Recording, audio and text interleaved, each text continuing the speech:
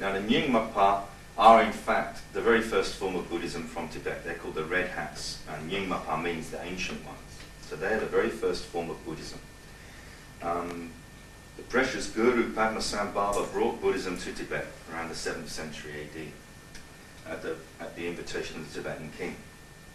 Now, the indigenous pre-Buddhist religion of Tibet is Bon. Bonpo are the followers of the Bon religion. Now, Bon isn't exactly a religion. Bon is a word that describes these different groups, these different sects. There was not one religion as such. There was a number of different spiritual families, groups, energies, and they're lumped together as Bon because they're pre-Buddhist. There's spirit worship, there's worship of elementals, and there's magic and things. Sorcery is part of the Bon tradition, shamanistic practices basically.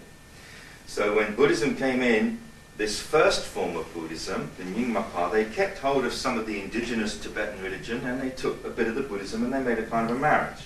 So there's still, so it's in the Nyingmapa that you will find things, and in the tantric branches as well, that you will find these instruments. But again, it's only if it's that particular individual's path. It's not that everybody gets issued one of these, like an army blanket or something. It's like you will get issued with a bell, a drill boot. You get your bell and your dorje, and that's for particular rituals. Every monk or a lama does those main rituals with the dorje. But these will be more for someone. It's a particular way of unfolding and working.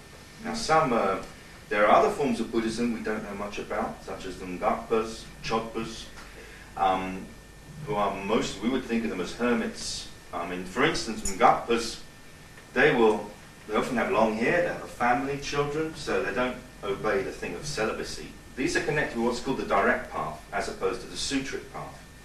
Sutric path is the path of renunciation. Shave off the head, and you basically try and get rid of all the worldly stuff. Now, the tantric path, or the direct path, is concerned with transformation. So there you try and work through it all. So you take the attitude. Tantra means a number of different things. There's a number of different people interpret it different ways. One way is to weave, and we know that in weaving you have threads going this way and threads that way. That's male, that's female, that's union of male, female again, or positive, negative, and the fact that the two work together. Same as white and black work together, or white magic, black magic work together. Or the good and evil, if you like. If we had a jam jar here, you demonstrate it. You simply go like that. One hand goes one way, the other goes against it, and together they open the jam jar. So it's always useful to remember that, sometimes as a basic idea. But so Tantra can mean to weave, which means that they weave all the different senses.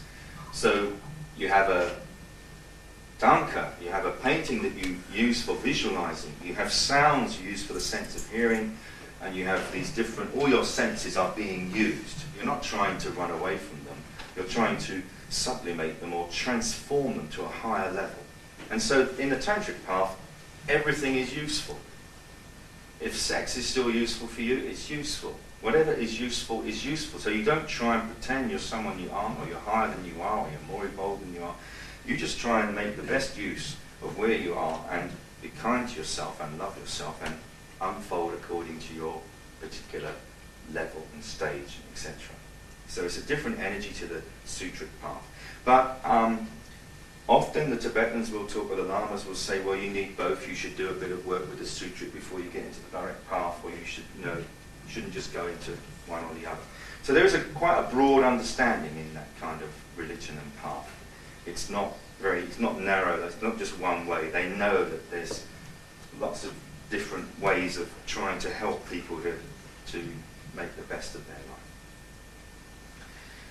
And so these instruments are particularly concerned with somebody who wants to unfold a deeper understanding of sound and what lives in sound, and what lives in these, and using sound for their spiritual practice to attune oneself. And one of the fundamentals of music, or sound anyway, is the law of resonance. Now, if you just imagine for a minute, these are two tuning forks, and let's say they're both A, and we've got a big metal table here, and I rest this tuning fork on it, and I bang this one, stick it on it, stop that one. This one's going. It's not as loud as that one, but it's vibrating. Because it's in sympathetic resonance. They're both exactly the same. So when this one starts, it excites this one because it's in perfect harmony with its vibrations. That's you, that's the bowl. So when that bowl is being played, you have to come into sympathetic resonance with it. Or you say, I don't like that sound, or I hope he'd stop. Why don't you just stop that sound? Or, oh, I can't get enough of that sound. I hope he goes on all night with that bowl, you know.